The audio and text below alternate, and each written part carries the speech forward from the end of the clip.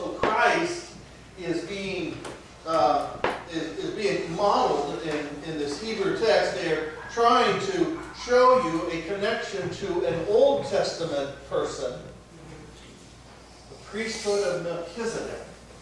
And Melchizedek was one of these that had been a very wonderful high priest who had led his people well before they had kings, when they had priest-type kings. One that is a king of righteousness, a king of peace.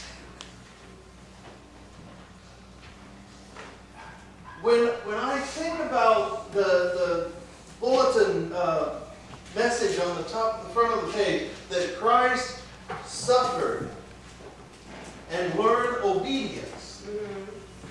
As I thought about this week, I kept on wondering, why do we have to suffer? Why is that important?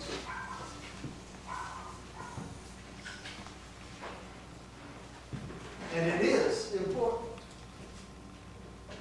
Why do I need to suffer? Because before I suffered, I thought I knew. There was a time in my very young years that I thought I knew better than these couples that were getting together willy-nilly and getting married and then getting divorced. And I shook my finger and shook my head and said, oh my, shame on you. You shouldn't get married until you know. I got married. I didn't know. All right then. I didn't know what it took. And then I got a divorce. I ran into trouble. I realized that I didn't know all that I should know. Now, believe me, I don't counsel couples who want to get married that they need to get a divorce first. But I do counsel them that I know what it's like, and I don't recommend divorce. Amen. Because divorce is painful, and it hurts so many people for a long time. The greatest suffering I have had has been as a result of that divorce for years. It goes on for years sometimes. But also the greatest knowledge I have gained about life and people and how we work and how we get together and how we commit to one another and covenant with each other has come through that same suffering. And that suffering has made me more obedient.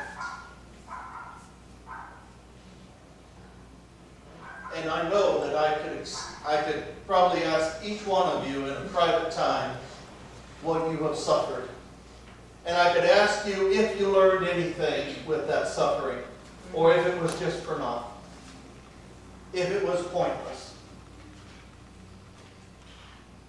But I bet you that if I had that time with you, that you would be able to convey to me some lesson that you learned. Now, sometimes people get that all mixed up and confused, and they then start to say, well, then God makes me suffer so that I can learn a lesson. And that's not what I understand about God. What I understand about God is that God gives me the tools that I need to make it through the sufferings that are going to happen because of the choices that I make in life sometimes. Sometimes I've made some really, really great choices. Like when I chose Elizabeth. Sometimes I've made some really, really poor choices. In some ways, I think that's when I chose Elizabeth. But not all. But there are choices that we make, and sometimes they're really great choices, and sometimes they're really poor choices. But no matter what your choices have been and what sufferings have come from them, my only hope is that you understand that God didn't cause that suffering. What God did was come alongside you and is always there ready to show you the way, which is found here. It's found here in a whole bunch of people, which we've read throughout the 100 days that we, or the 100 stories that we read of the Bible. We read about people who made great choices, and we read about people who made some very poor choices. But we read about people that God had chosen. And He set them aside, and He used them anyway. A little bit later this week, I happened to see an email come across my email from the Disciples of Christ Historical Society. And it happened to be about our notorious church members that we have had throughout the ages. And some were really, really great leaders, and some were bank robbers, and some were people that really made some poor choices. Some were addicts. But God has called each one of us to do the best we can with what we have. Amen. I pray, I know you're watching the same stuff I'm watching. I know you're seeing the same news come across your screen. Amen. You know the trouble that the world can be in. You know that there are individuals out there that have nothing but hate that they want to put out. Amen. And we need to be able to not isolate ourselves from it. We need to hear that, hear the suffering that is out there, and not be dismayed. We need to realize that suffering is a part of life existence. Amen. Good choices and poor choices are a part of our life existence. The difference is how we interact and work with and through that suffering that's going to come. Okay?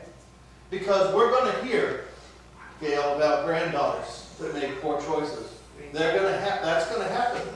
And it's not going to end with just that one time. Yeah. They can go down the street nowadays in the best of neighborhoods, and they give it to them free. I know, To get them because hooked on it. get some hook. And there were some great high schoolers and junior hires that I saw on my way to church yesterday for the service. And there's some really great high school and junior high kids that were out there. And they were holding signs up that said, "Stop heroin. Stop the abuse. It's killing our friends." Amen. Amen.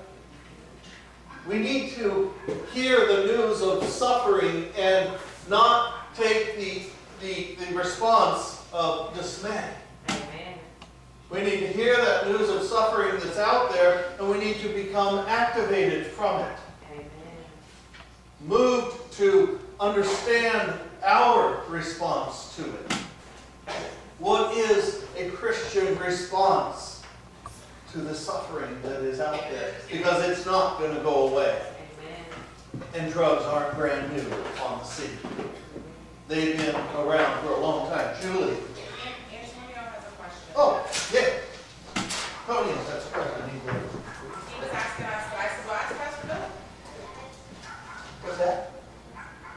What is that? Addicts. Oh, an addict is someone who's has a dependency on a drug or or alcohol or some kind of chemical or things like that. So they can't seem, they've got it's almost a sickness within their system that what's been referred to as an allergy, I think, at times. Have an allergy to a certain drug that it just makes them want it more and more and more, and they can't stop wanting it. And so they need help getting away from it.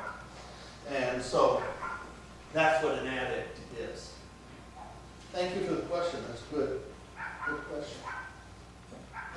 But I do know, and this sounds like a simple answer, and I'm going to tell you right now, it's not simple. It's really hard to do. But God is the answer. That's 2 granddaughters I lost. No, I know. heroin. That's tough. It's tough. But God is the answer. Amen. If you can commit your life to a devotion to God and to that relationship and to the community of God, it can help you understand ways to work your life and make it through the suffering. Because a lot of times what gets us into doing some of those things is ignorance. And sometimes the other things that pushes us into it is a poor choice of how to react to suffering in our life. Amen. Okay? Amen.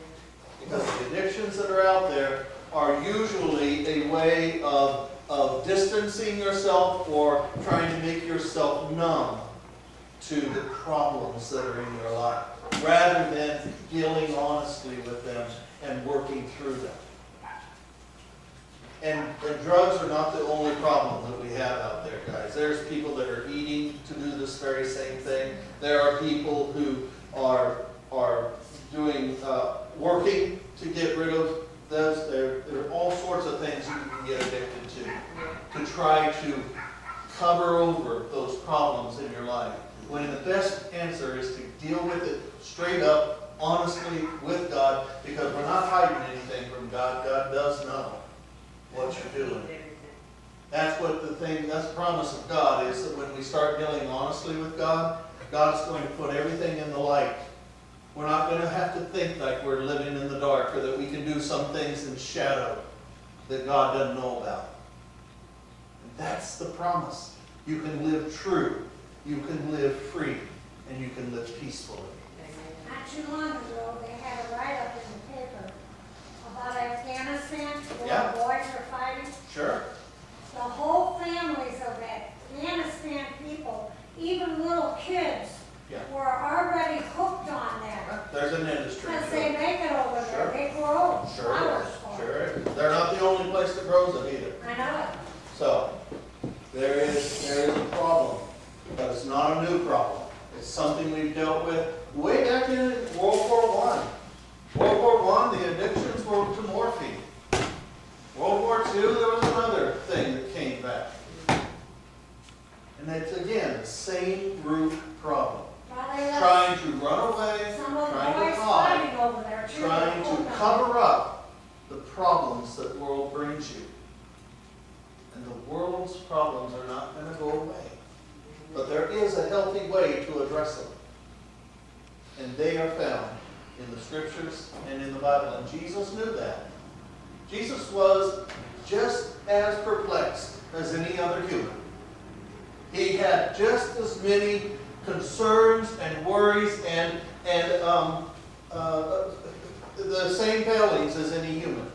But he also had a commitment to God in covenant. And God showed him the way. He sat at the Garden of Gethsemane, and he sat at the rock, and he prayed, and he bled, and he cried, "Take this cup from me." That's a human response. But at the end of that prayer, he ended in obedience. Not my will. I'm going to give myself to you. Amen. And this trajectory of my life has been leading me to the cross.